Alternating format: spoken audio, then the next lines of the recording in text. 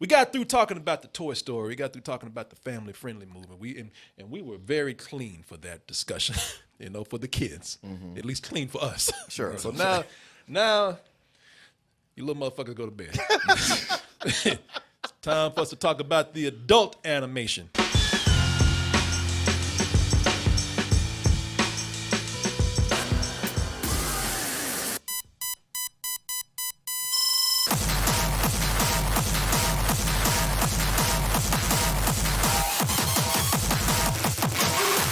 What's going on? What's that smile on your face for? Just happy, man. I know, Martin said, I just got back from dtmerch.com. That's enough to put a smile on anybody's face. Martin saw that black tee with the white logo, the classic black tee with the white logo.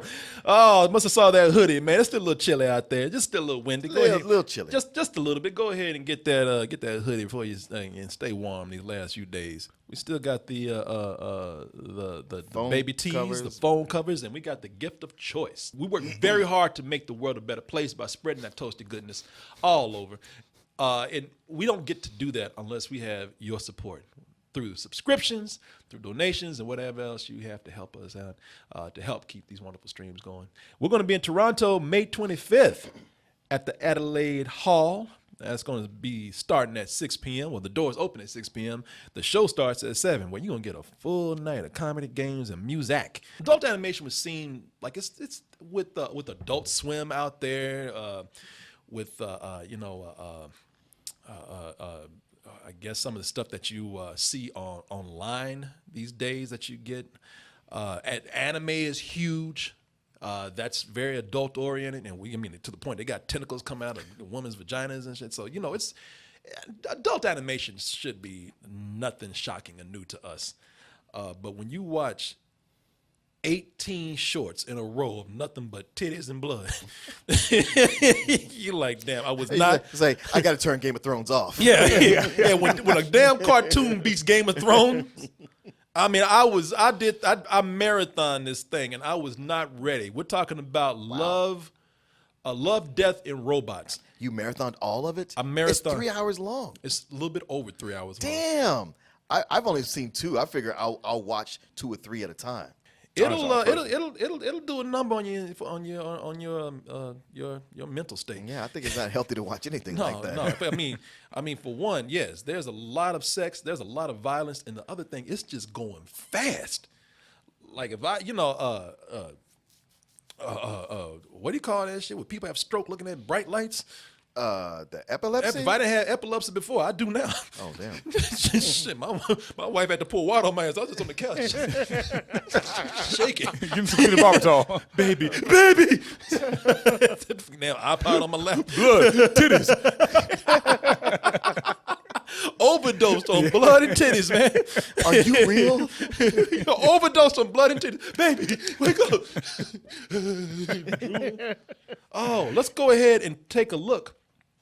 Let's go and take a look at the trailer for this, and you'll know exactly what I'm talking about. A lot of people had asked me. I'm sure they probably asked you too, Martin, because they said, as an animator, Corey, you surely are watching this right now. I mean, you always talking about how you loved the day when animation came to age, when animation was no longer kid stuff. And like I said, for you, I went out there and marathon this whole thing. Let's go ahead and take a look at this trailer right here. And if you have epilepsy, this trailer, even though it lasts like just a couple of minutes, you might want to turn away because even that moves quickly.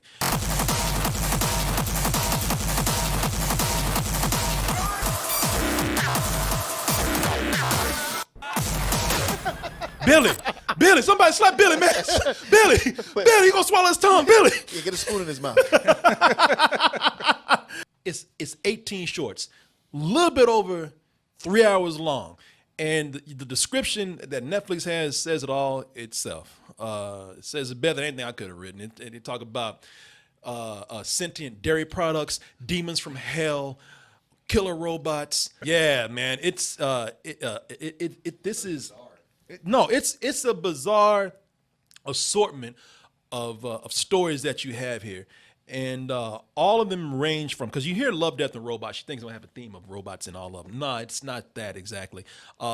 This is an anthology series that is sort of genre bending. It has anything from sci-fi to fantasy to even horror, a hint of horror in some of these shorts, and almost all of them childish. Before you even know anything about the concept, all you know is that the premise is you have 18 shorts that have some of these genres that I've just spoke of. But the real thing is the talent behind it.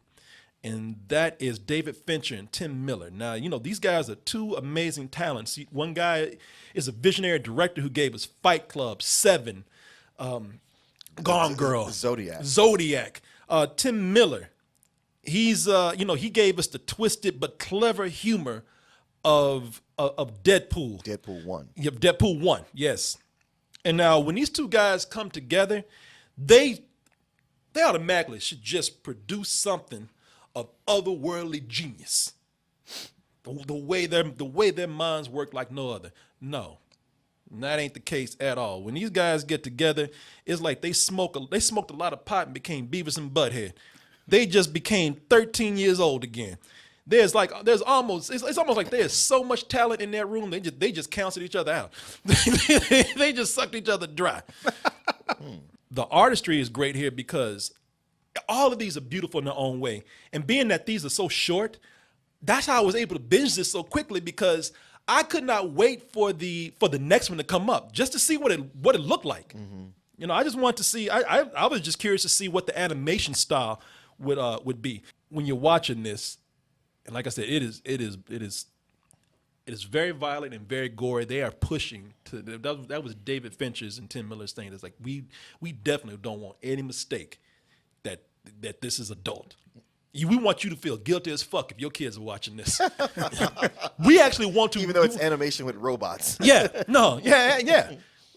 Our mission is, like, if you are irresponsible enough to let your kids watch this, we want them to be mentally ruined, traumatized. We want them to have PTSD every time they watch a cartoon. Like, I think all of them are great in their own way, but I will say the more stylized, the better, because they have the ones that go for realism, CGI realism, and those look like cutscenes to a game you will never get to play. Yeah, that's the first one we got. Yeah. Just like a cutscene. As a matter of fact, my internet seemed to be kind of stuttering, so it really did feel like I was watching cutscenes on a video game. Yeah, that's the thing, man. You'll be watching this, and it's like, damn, am I gonna get to play? Hands be twitching. Why you waiting for this to come on? Even when they've gone and captured the likeness of an actor and actress, like this girl from Orange Is the New Black. Yeah. Forgot her name, but she's in one of the more photorealistic ones, and it still looks like mannequins just became possessed and started moving. They, and plus they look like mannequins that are on some drug shit, because their eyes keep dilating while they're trying to talk to people. They can't focus, and it's like, okay, this is still weird. I mean, it's not the Pole Express. This ain't Robert Zemeckis. They told his ass. So I imagine you wanted to direct when they said, get out. I got one. No, you don't know. Get this man out. No, I've done it before. Yeah, we know. Yeah. You and your vacant eyes. Get the fuck up out of here. Yeah, I didn't know they had some 2D animated ones in there. Oh yeah. I love the animation, and a lot of people would, and if you are into animation, if you're an animator, then yeah, you love this, regardless, despite the major flaws that are here. Let me go ahead and pass it on to the impressions that you guys had from this. You saw two of them. Yeah. And so the first two, I believe, because they don't give us any clips here, but I know the first one, that was about the tournament, right? Yeah. And then the second one, was that the farm? No, it's the comedy one with the three robots just going out into the post-apocalyptic world. Oh, with the yeah, cat. that's right. Yeah, that one there. Well, with the first one, I was going to think, had that whole like, okay, yeah, this is video game cutscenes, but I'd been playing Castle Wolfenstein 2 earlier that day, so I was already indoctrinated. Like, all right, there's no reason you can't have a good story with this. And it was cool. I really dug the visuals, and it's that kind of anthology story that happens. They're there was a turn in the plot that I was shocked by, and I was like, all right, that was fun. And then we move on to the next one, and I laughed out loud a few times watching that second one, and I was like, all right, this is cool. I'm gonna look forward to these. Plus, being that there's 18 of them and it's so long, I like this format in that I'm not invested in some story there where I'm going, all right, how's this going to go? Where is it? Was that? It's like, yeah, with any anthology, there's going to be some you don't like, and then you just wait for the next one. Yeah. But I dig the format. I had a good time watching those two. I did not get fidgety or bored watching these at all. Like I said, I have a lot of criticisms for this, but I did not get bored watching this at all. It was great just anticipating what the next one was going to be. Let me just go through, because I'm talking about how I'm not bored, how I think this is a great format. I love animation. It looks amazing. So what's your problem then, man? Yeah, I would also say I didn't know David Fincher and Tim Miller were involved in this, so I came in with no expectations. I'm thinking these are just independent studios putting something together. And I think sometimes they are independent, but they're all approached and produced by David Fincher and Tim Miller. So I'm giving, man, I'm so far I'm praising. They're like, well, what the hell's your problem then, man? What's left to say? What's left to even criticize? You sat up there, your ass sat up there for 3 hours plus. Man, Yeah, this could be better. yeah, criticizing. The biggest problem is the strength that I was talking about of it being short. They don't have time to tell rich stories. Their action snippets from bigger movies are characters you don't get to know them very well or feel for them because they're part of something short and the thing is moving too fast. What do they do to actually make up for that? That is where we get the sex and the violence. That is where and I would dare say probably a tad bit too much with these shorts. I'm talking about like 7 to 15 minutes. They are so packed with gratuitous sex and violence that is the point where I say it is childish, man. It's almost like they were given a strict requirement that you are required to show this much blood and these many titties. Well, now the second one doesn't have any of that. Oh, well, you know what? But you saw 2. True. You did not go on this dark, That's long-ass journey like I did. Go. Yeah. No. There are exceptions here, but most of them, you have to have this much blood and this many titties in there. You get bonus points if you show some ass and some pubic hair. The cursing, like you caught it with 2 pretty cool ones. Yeah. The later on down the line that you get with these, the dialogue is atrocious. Really? It is, man. The cursing gets so forced that it's almost like kids who are just cursing because adults have left the room and they can. Okay. 3 robots. Even then, I thought, man, this is funny. I'm enjoying this, but some of this cursing feels really forced. Stop being a whiny pussy and fucking bounce it. Gee. Yeah, even that robot, like, God damn, Jesus, God, That wasn't even called for. did you write that? You need a better writer.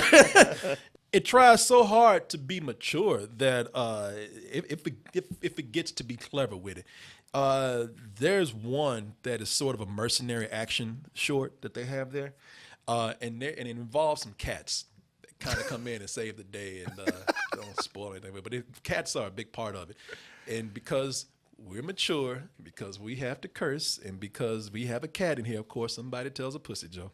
Of course. And they tell it like this one, that person who thinks that they said the most clever thing in the room, and everybody has heard that shit, and they just just Better a laughing sweet to tooth themselves. than a sweet ass. Sweet ass, buddy, you bugging it out.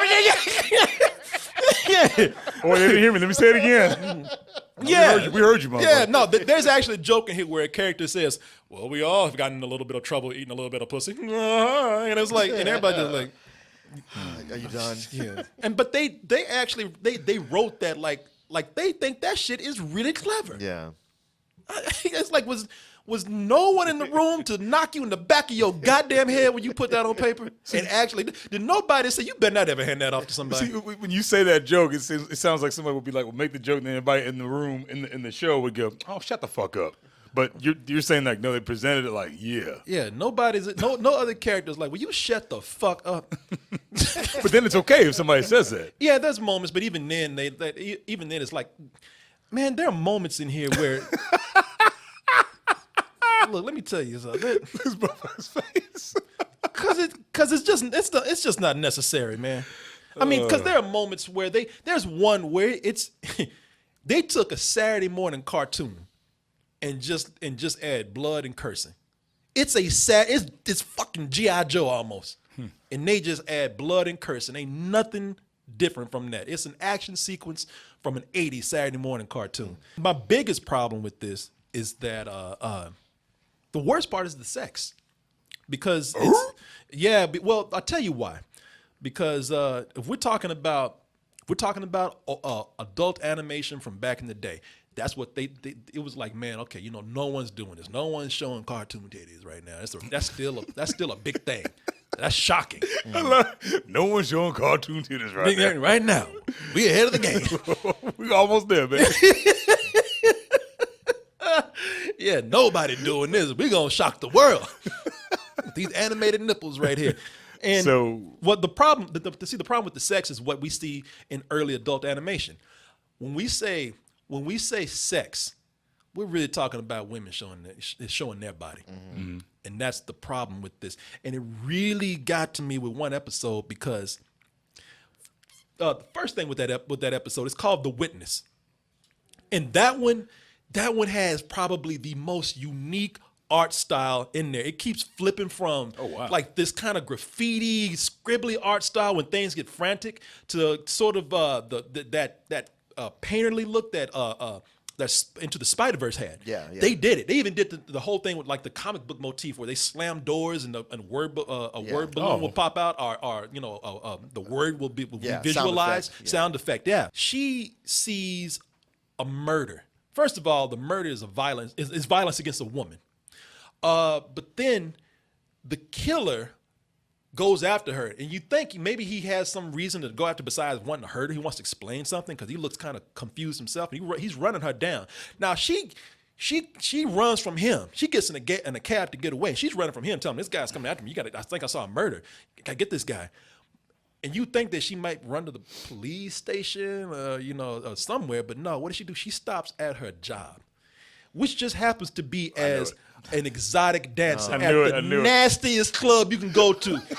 It is full of the gimp, the people like the gimp from Pulp Fiction, except for her. She comes out, and what's funny about that is that she comes out and she does a dance for the dude that's chasing her, and she doesn't really realize it, but she's so into a dance, and and I mean when she's dancing, she's showing everything. You feel nasty yourself. She's got this huge bush down there. She is showing her, and you don't see it, but the camera's always a notch above her actual vagina, and she's almost completely naked, and meanwhile, people all over the killer, necking with him and caressing him and everything. And then she notices the guy, and just like, "Oh fuck, it's you!" and takes off running. Now, because she's been dancing, she ain't really got time to put on a lot of clothes, so she's just running through the city with her titties just flopping out all over the place. Conveniently, the dude's dick never comes out.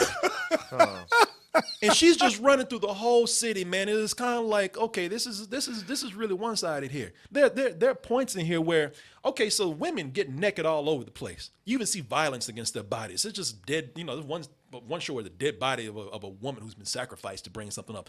The dudes that did the sacrifice and fully clothed, they got on robes and everything. You can see their faces, but they got a naked chick showing her ass right there. And when it comes to dudes being naked, and now look, it's gonna sound like, because the question would be, well, damn, Corey, it sounds like you just want to see some dick. Well, to just be fair and balanced, yes. It's just because it just don't feel right, because let's just say there is a dick in here. It's attached to some dudes whose dick you don't want to see. I'm speaking for women. Or it's the dick of a creature that gets shot off or something. You know, it's always done for like humor or shock value. Sure. When they show a penis, when they show a woman, it's always meant for titillization, to sexualize them. It's disturbing because there's a lot of sexual violence against women. Like I said, man, you know, you see here, like that's one of the things when they sacrifice. You know, it's even when the chick is in her makeup, it looks like she's she's been a victim. You know, Right, it does. the smear and everything. It's just, you know, this is How is that hot? it's hot to me. you know, but if you're 13. Yeah. You know, You it's just want to see some titties. I'm not trying to, you know, I'm not trying to be no social justice warrior. I'm not trying. No. You're making good points. As a matter of fact, the more you describe, especially the titty bar scenes in here, you know what that reminds me of?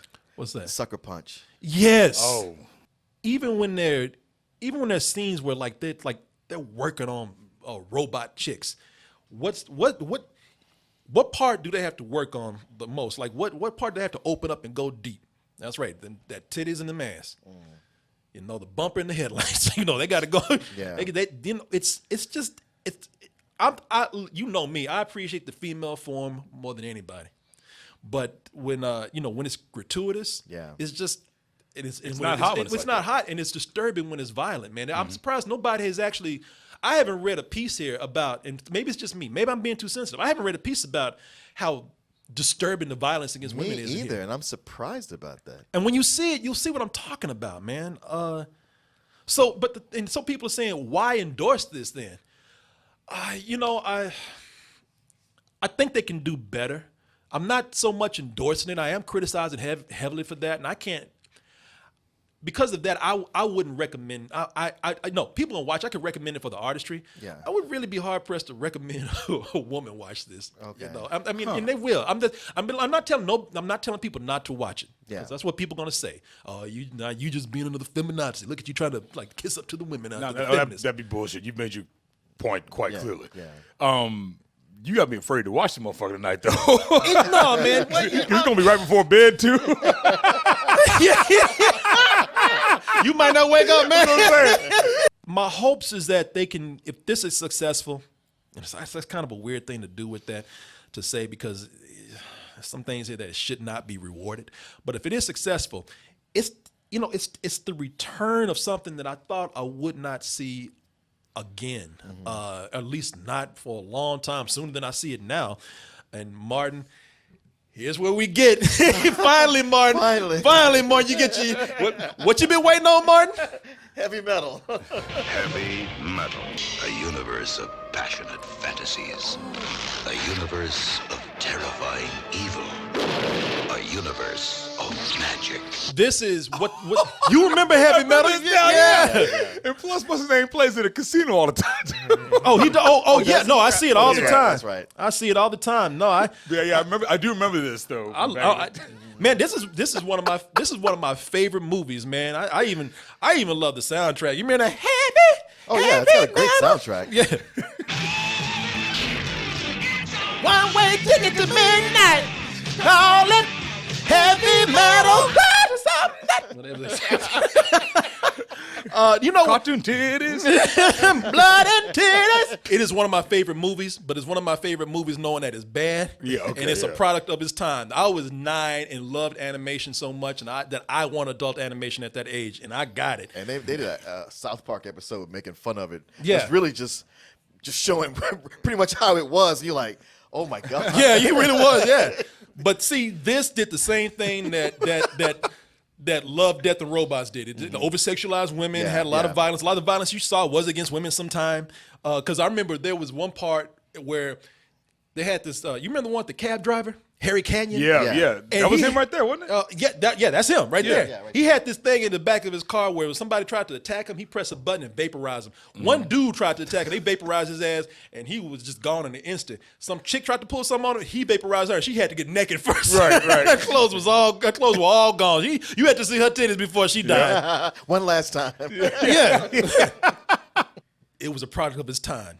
They had an excuse. Yeah. This ain't got no excuse. It's true. But, I do love, this was an adult anthology.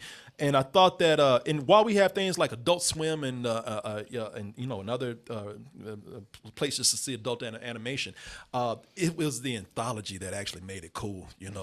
Because what the cool thing about that is that, again, you have people who they collaborated on either the same place, the same production.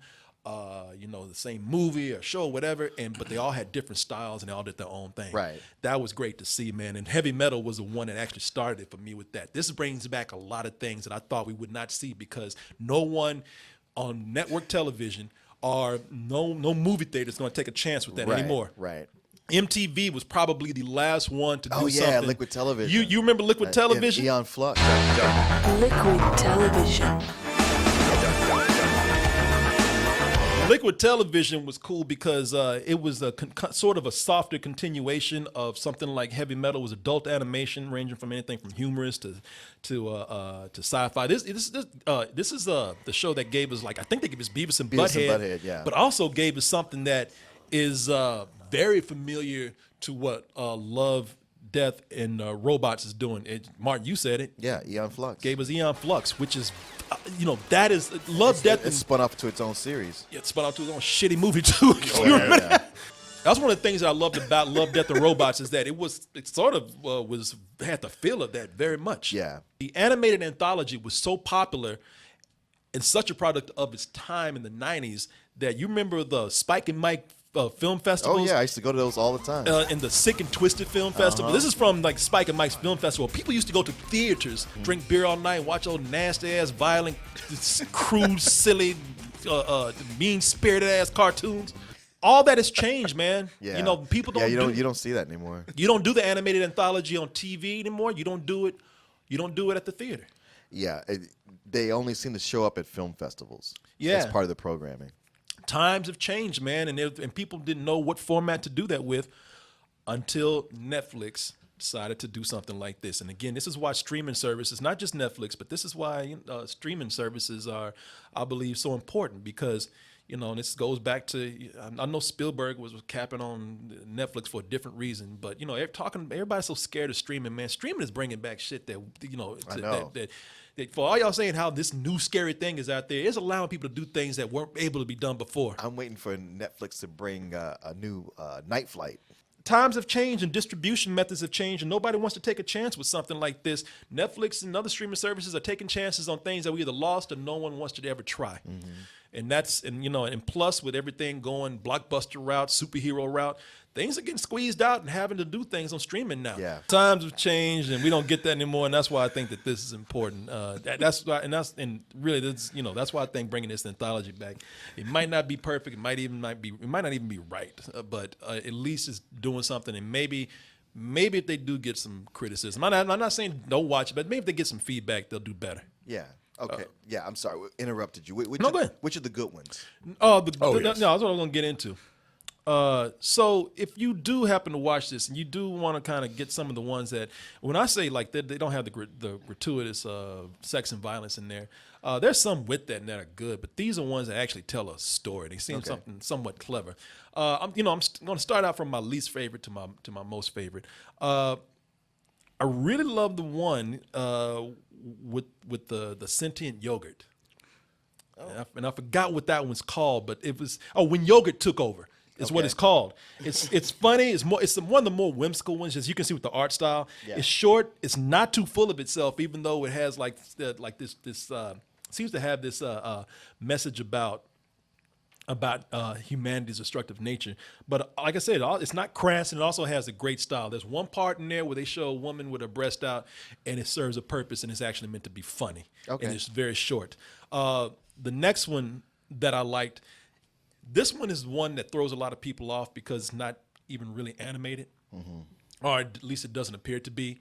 It's called Ice Age. It has Topher Grace in it, and it's kind of predictable, but it feels genuinely funny. It's about a couple. They move into an apartment and they open up their old refrigerator, and they find a hidden civilization in there that is sped up in time. So they keep going back and just like, and they're not even like, oh my God, what is it? They're like, let's go see where civilization is now. Okay, And so it's like Sims. Yeah, exactly. Yeah, and they're moving fast. So in the course of a day, you see like leaps and several leaps of evolution. This one does have some of the things I complained about. This next one, has it's called Good Hunting, and it has sex, it has violence against women, but at least the violence means something here, and it comes around to a point where they use it to make a statement. I'm not really excusing it, but the one thing that got me is that it's beautiful 2D animation. It has and it's 2D animation with so much detail. Okay. It's very intricate. I love great 2D animation. The story caught me off guard. The way just the world in that story, it was a 15-minute story, and the world, the way it evolved, it caught me. The way it began and where they ended up completely caught me off guard. Okay. And I said, "Oh," and it's a genre that is very corny. I'm not gonna say what it is, but it felt very natural. Okay. They had one. This is the one with the farm that you're talking about. It's called Suits, and this one is it's like a cross between Starship Troopers on a farm. Okay. It's mech suits with farmers, man. They're trying to stop an invasion of creatures that are coming in and eating their cows and taking over their farm. It's not deep, but what I liked about it is that, and sometimes the cursing does feel forced there too, but it is a entertaining, small little sci-fi mini movie. Okay. You know, it's not deep at all. It's just fun. My favorite one was Zima Blue. This one has no sex and violence at all, but it tells the story that's almost poetic, man. It has a great art style, and the way it comes around, it's a very profound ending on it. Okay. It was beautiful, man, with his story and his art. I'm glad to see Wesley Snipes getting some work. Yeah, man. Hiding out from the IRS. I'm the day walker. Just some quick, just a couple of quick honorable mentions. There's one called Helping Hand. It's like Gravity meets 127 hours. Okay. I'm almost giving an honorable mention because it's only one character.